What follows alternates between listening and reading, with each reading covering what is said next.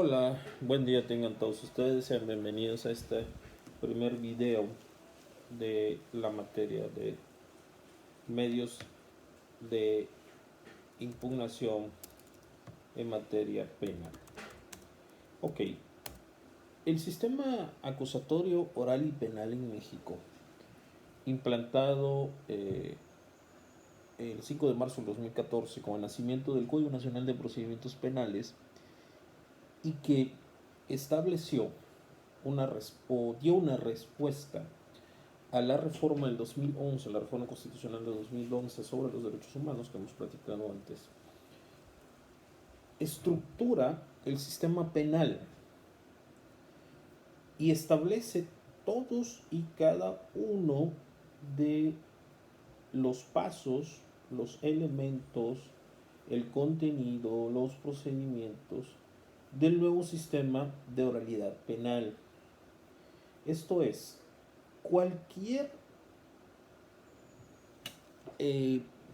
proceso, cualquier medio de defensa se encuentra claramente establecido en el Código Nacional de Procedimientos Penales.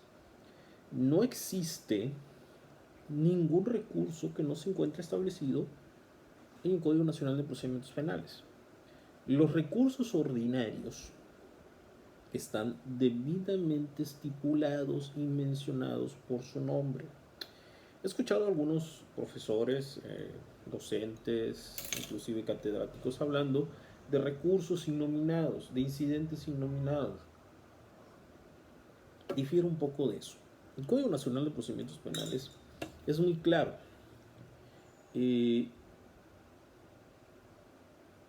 En el artículo 456, párrafo cuarto, textualmente dice: el procedimiento penal solo se admitirán los recursos de revocación y apelación según corresponda.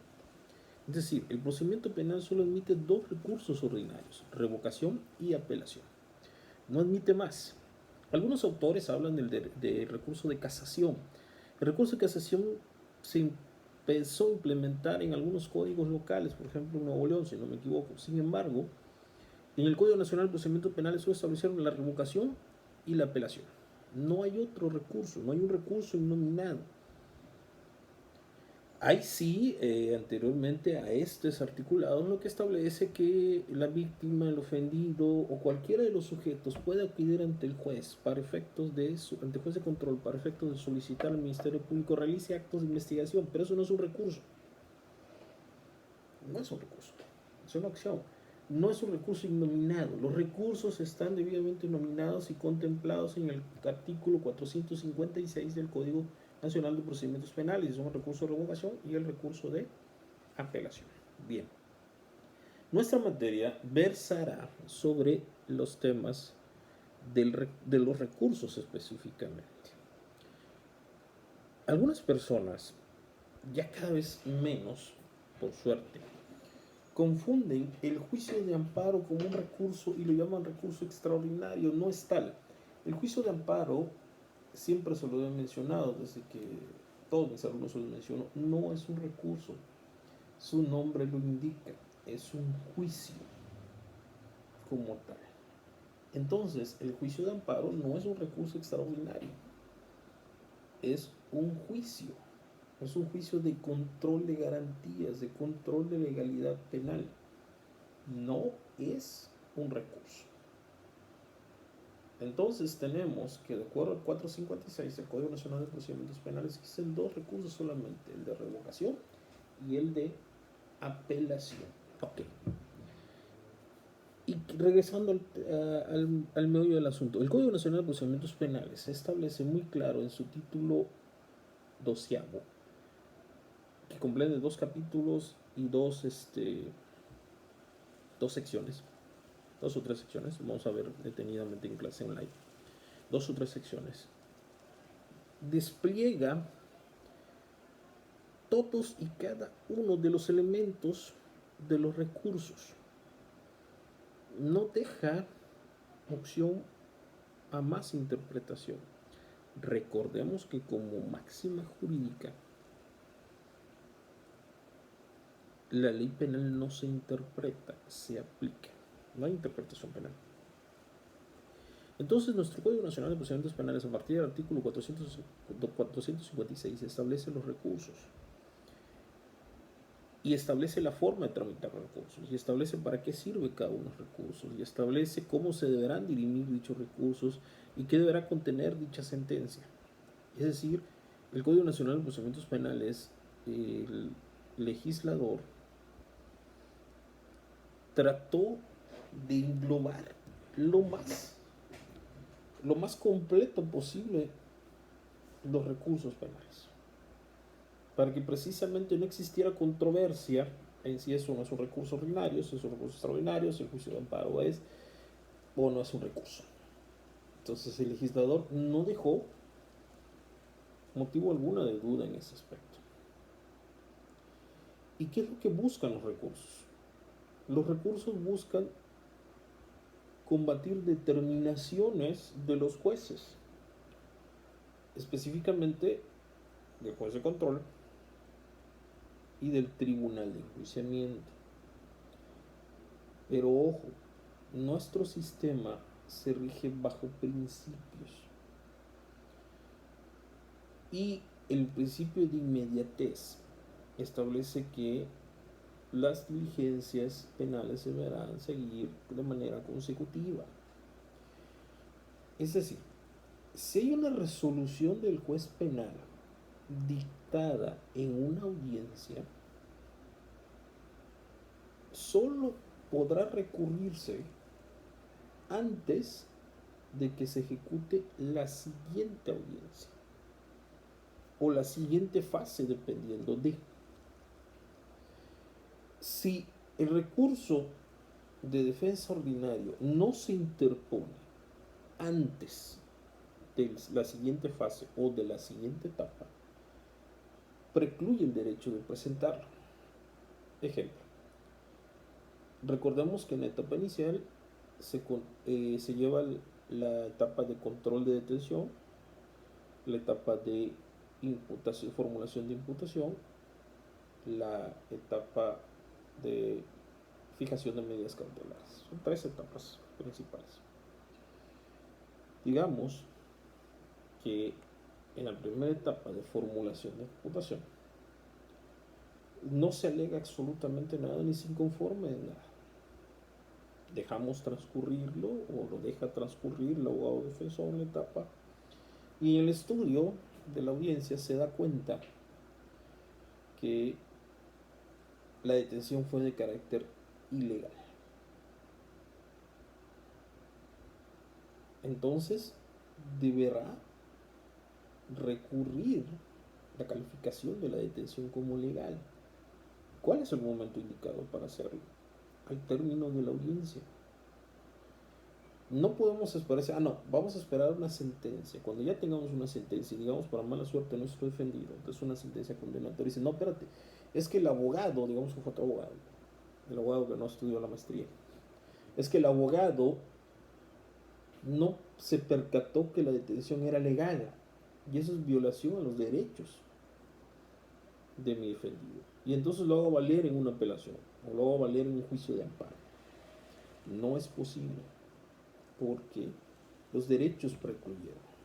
Luego entonces, nosotros como abogados defensores, como asesores de víctimas, o como ministerios públicos, dependiendo del rol en donde nos toque estar, debemos estar atentos a las violaciones procesales que pueden combatirse a través de los recursos, porque esas violaciones precluyen de manera inmediata.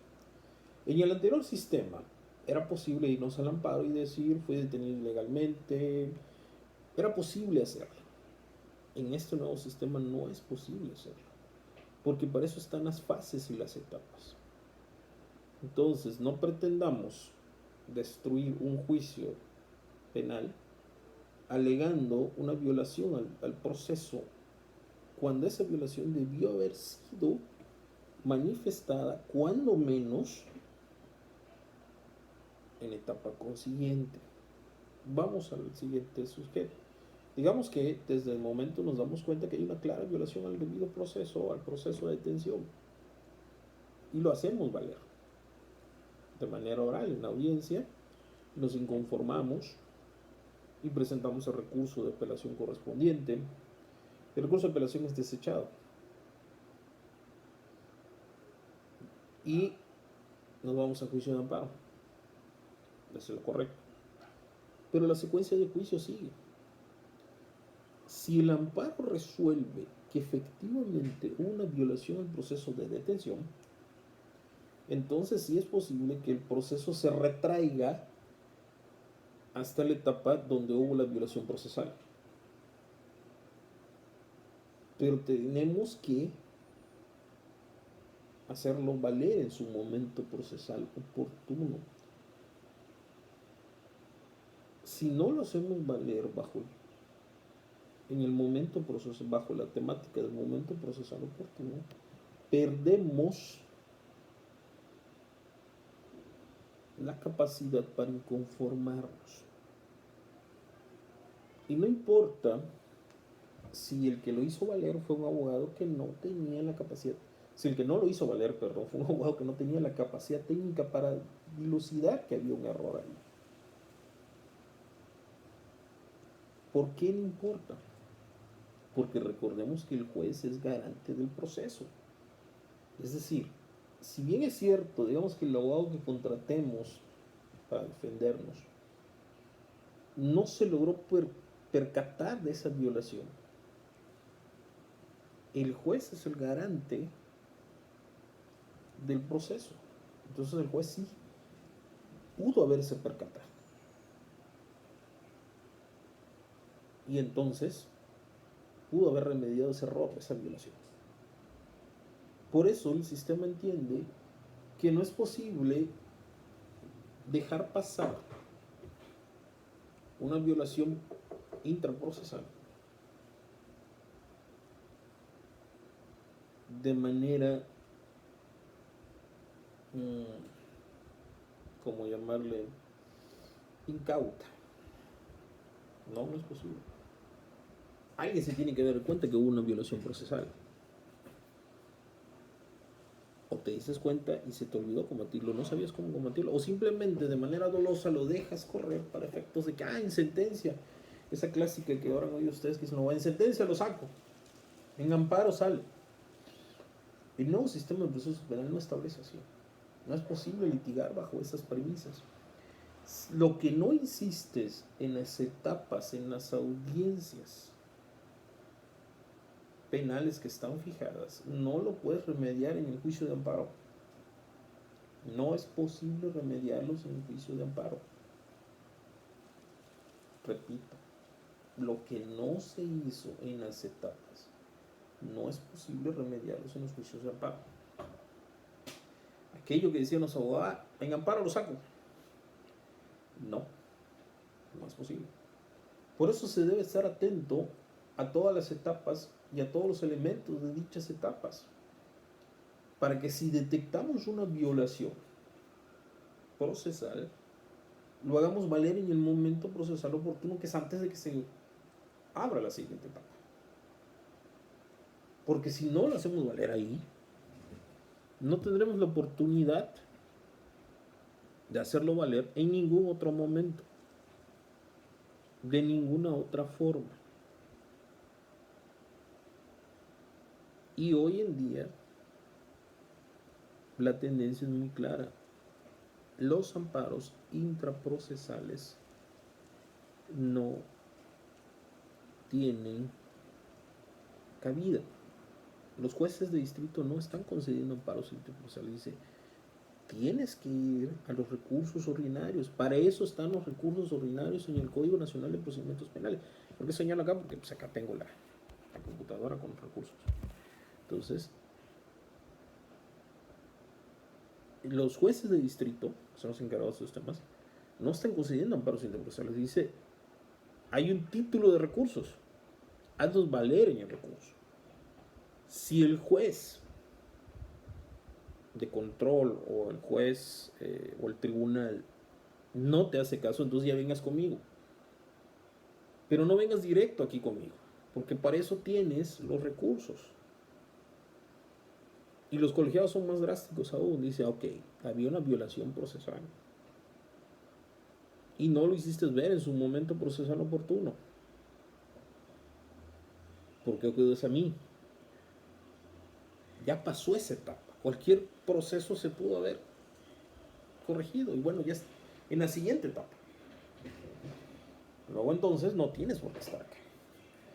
Entonces vemos cómo los recursos toman una relevancia sumamente importante. Y la realidad es que muy pocas veces usamos los recursos en la práctica del juicio oral. Todo el mundo prefiere irse al amparo. Dice, bueno, pero ¿por qué lo voy a ir ante el mismo juez que resolvió si el mismo juez me va a confirmar? Y efectivamente, y el problema es ese, precisamente ese es el problema. Los jueces de control, los tribunales, tienden a confirmar las decisiones recurridas. Y podríamos decir que en la mayoría de los casos omiten el debido estudio del agravio, no estudian el agravio,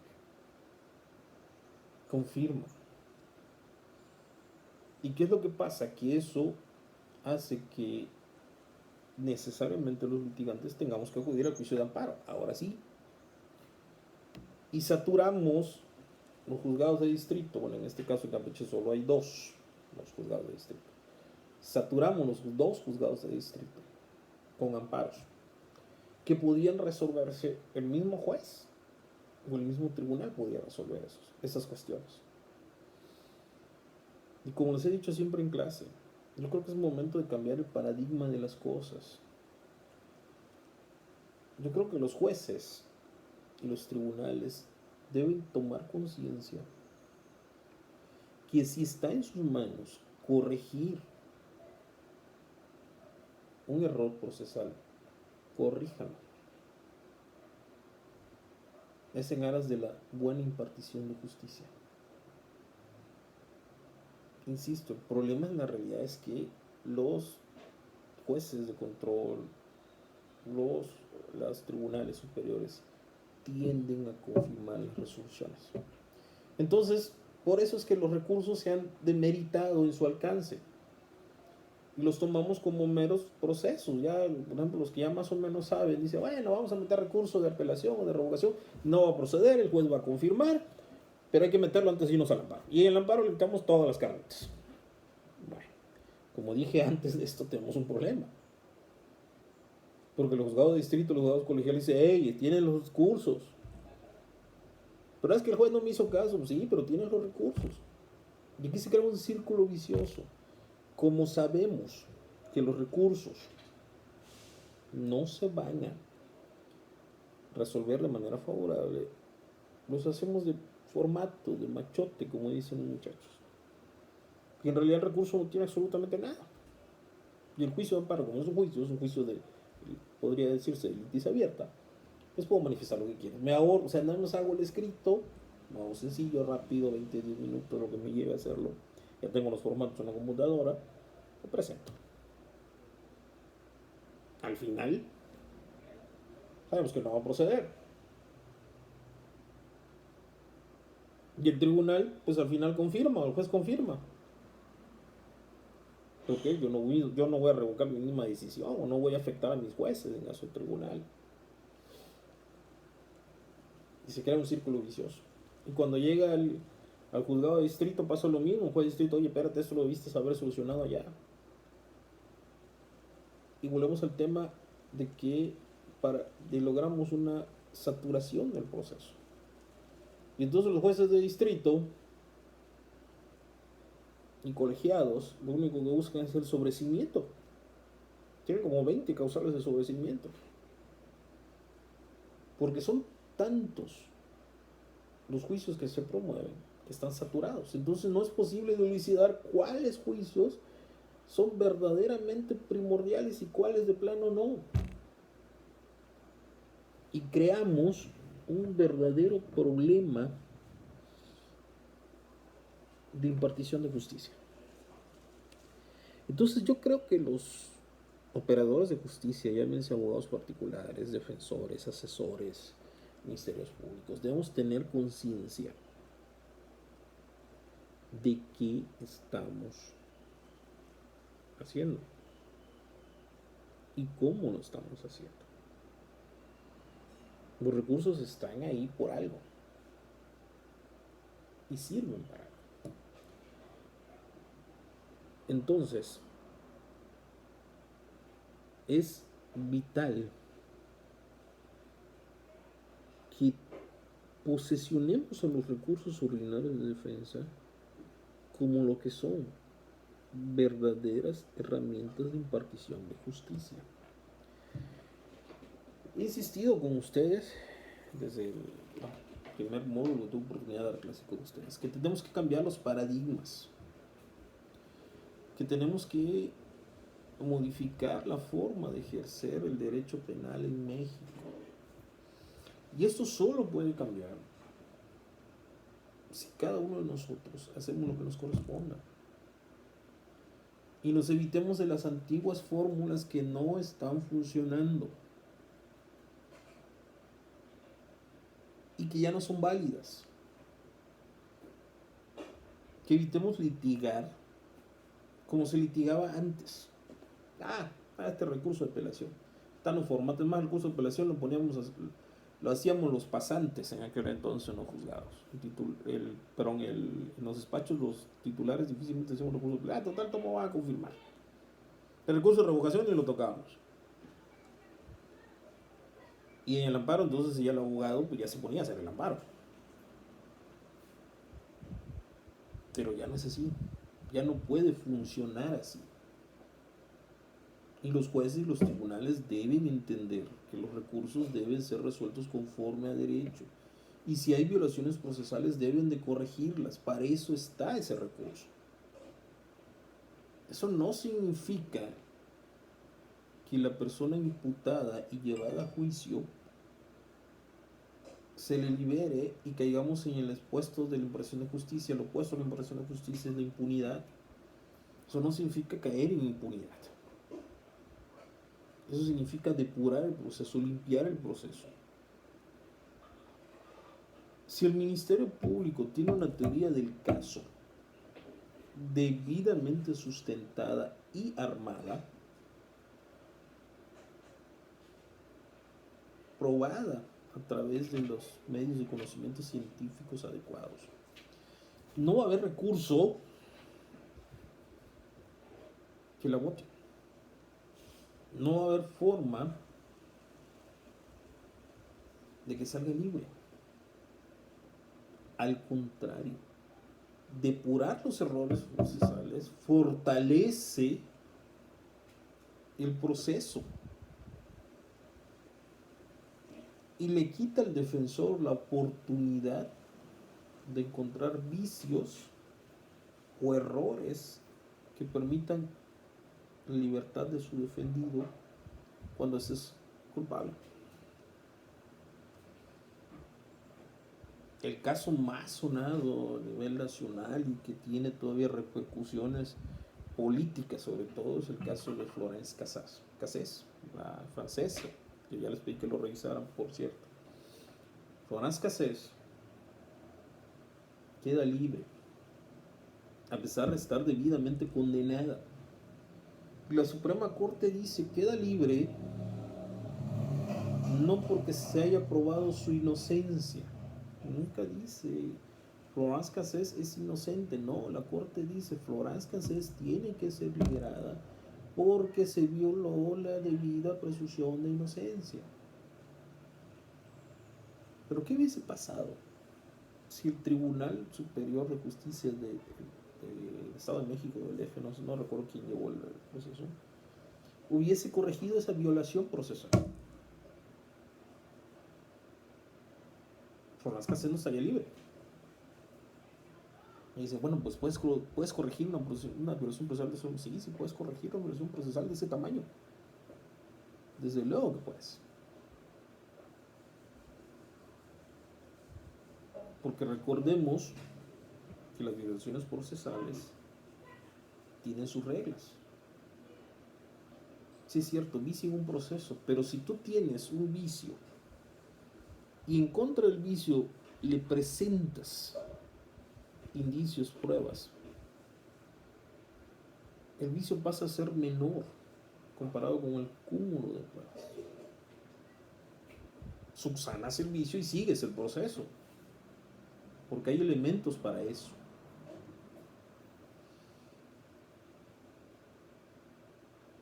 Entonces, el caso más famoso de últimamente, Florence Cassés, pudo ser resuelto en un medio de defensa ordinario. La corte tuvo que tirarse el boleto de liberarla. Yo no voy a decir si es inocente o culpable, porque eso no se estudia en la sentencia. En la sentencia de Florence Cassés no se estudia su inocencia, su culpabilidad, se estudia su violación al debido proceso. Y entonces la corte tiene que liberarla, perdón. No tiene otra opción. Entonces, hasta que no dejemos de practicar el derecho como se venía practicando arcaicamente,